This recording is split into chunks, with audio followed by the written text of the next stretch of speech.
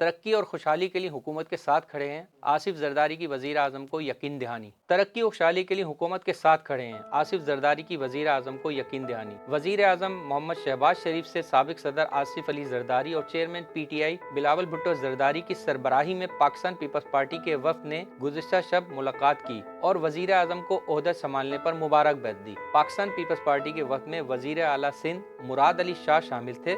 وفد نے وزیر اعظم کو وزارت عظمیٰ کا منصب سنبھالنے پر مبارکباد دی اور نیک خواہشات کا اظہار کیا۔ آصف علی زرداری نے وزیر اعظم کو یقین دہانی کرائی کہ پاکستان پیپلز پارٹی پاکستان کے معاشی استحکام اور ترقی اور خوشحالی کے لیے حکومت کے ساتھ کھڑے رہیں گے۔